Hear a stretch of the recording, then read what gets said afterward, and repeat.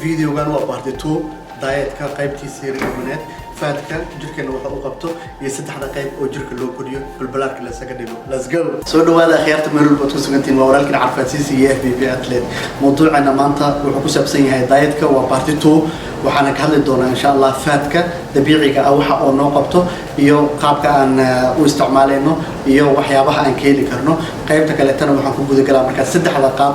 جرك أن كوكوري لهن وكويني لهن قاب وجوه الرأيو حدي أن ساقته waxaan ku soo qaadanayaa markuu ugu horeyso faadka dabiiciga ah aad ayuu muhiim u yahay wuxuuna muhiim u yahay caafimaadka wuxuu kaloo muhiim u yahay qofka guushiisa soo ku gaari lahaa oo kaleeto faadka dabiiciga ah waa midka kala kontroolayo hormoonadka jirkeena oo dhan si qalqal oo soo ugu dhicin si waxyaabo qaldan ay soo mid kale toosan information qaldan oo soo u gudbin oo kaleeto faadka dabiiciga ah wuxuu kaleeto oo naga saacidaya markaas in oo sokorta ama glucose cuntada marka cunno glucose isu bedesha glucose ka sadee kor u kacdo jirku wuxuu sameeyaa marka insulin fara badan insulinkaas faraha badan leh energy gudaha oo ku isticmaali lahayn faadka keedsanay ah ma isticmaali karo jirka maadaama oo sokor badan uu sameeyay marka taas ayaa keenayso inaan anaka faad badan aan gubeynin markii aan cuntooyin fara badan aan cunayno oo glucose keena kor u kacso ma rabtaa ina faad dhumisid waa ina glucose kaada inuu kaco ina iska ilaaliso cuntada marka cuntidna wuxuu beddelay sokor ama glucose u taqaanid hadii faadkaas oo san kicin waxa isticmaalina keedkii ugu jiray saas ayaa markaas faad loo u sameeynaa taas waa mid ugu kooban mid labaad tariinina sameysay buruqiya baabiisay guriga tagtay waxba cunaysa protein iyo wax walba carbs leh oo cuntay marka cunta kadib muruqi ma helayo jirka hormoonki ma helayo inuu protein ku filan muruq u sameeyo waa number 1 recovery fiican ma helayo sababtoo ah faadku wuxuu sameeynaa markaas inuu si balance leh oo ka dhigo ama si oo qalqal lahayn oo wada joogteen in wada shaqeeyo hormoonada wuxuu amrayaa marka inta muruqaas soo baabiisay inta protein uu u baahan yahay si recovery oo uu helo iyo si markaas dhaawac uu kabsado oo biritan markaas asagoo sidiisa diyaar u ah shaqada uu qabto wuxuu kaleeto hormoonka uu ku fiican yahay oo kaleeto in markaas oo difaac uu yahay jirka sababtoo ah markii aad wax cuntid inaad calooshaada ay socoto kaleeto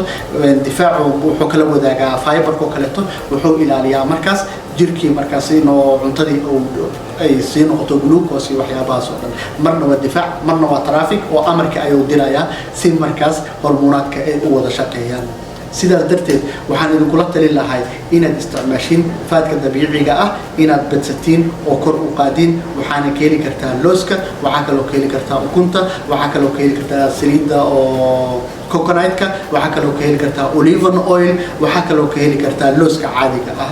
haddii aan hor u soo qaadan oo soo qaadan avocado soo marka waa inaad ku darsataa diet-kaada waa inaysan ka yaraanin faad badan ma gubaysid haddii faad badan oo fiican oo nadiif ah aan cunaynin faadka jirka ku jiro hilibka wax laga helna ma gubi doonto saliida waa ma santiin qaybta labaad ayaa u gudbaa jirka saddexda qayb oo loo weerin lahay ayaa u gudbaa hadana ka boosho wanaagsan saddexda qaab oo jirka loo koriyo qaabka ugu horeeya waxa kamid ah dheerta bulkin waxa la yiraahdaa gashat yaani wax alla waxa arki kartid oo ka soo hortago inaad cuni kartid luqmatu subax wala kaana xajad afkay gacantiina isu dhaweysay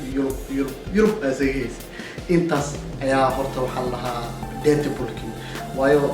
gramkaada ma xisaabaysid borotiinka ma xisaabaysid faadka ma xisaabaysid balbalaadka iska dhigaysaa biyaha dhihin faadka dhihin wax walba dhihin waa isku xaabinaysaa adiga booyturushka camal u soconaysaa hadhowtu waxaa laga yaabaa marka inaan neeftuur badan ay ka soo baxin xaafadee marooda saansee waa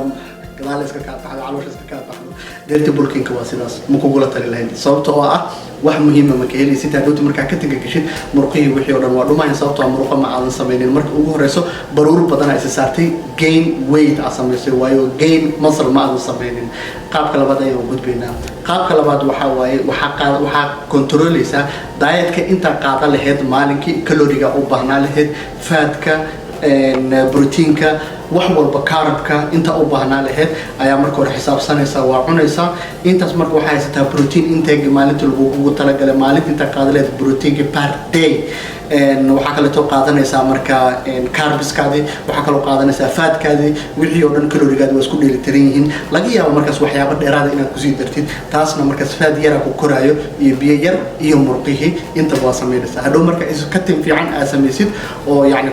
si controlna aad u samaysid, qaab katika loo sameeyo qaabka ugu fiican oo idiin sheegi doonaa. markaas waxaa helaysaa murqo yar oo geengaraysay. qaab kaleetana waxaa waaye marka in oo maaragtay oo clean muscle aad isku dartid oo kaliya. qaabkaas marka aad uma weynaanaysid, waqti badanna way kugu qaadanay, dhaawacyadana way kugu badanayaan. sababtoo ah low fat markaa tahay dhaawacyada murqaha oo kale markaa training gareynaysid way u badan tahay. marka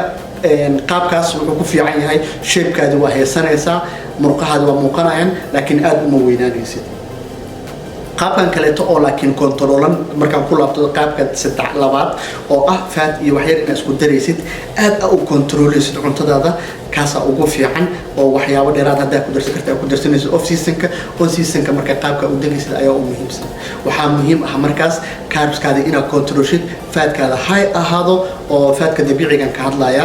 carbkaadana waxay control leeyahay, proteinkaadana oo high oo yahay. taasay ku qurux badan tahay. markaas waxaa dhacaya marka inaad tartiib fat loss asamaysid, weight loss ma samaynaysid. waayo weight loss haddaad samaysid murqana waa dhuminaysaa, fatna waa dhuminaysaa, meeshaada kusoo noqonay stakiin lay ahaanaysaa. weligaa yaa allaha jugjug meeshaada joog, dalacadaa koraysaa, waa kasoo deganaysaa, isku meeshaadi tahay, isku ninkii aad tahay, dharka isku sidiyaa u wadataa, khafiifkaadi aad tahay, kiilooyinkaadi aad tahay. laakiin markii aad wax dhan aad wada controlshid oo maaragtay fatkaada aad tartiib hoos u soo degtid oo fat loss aad samaysid,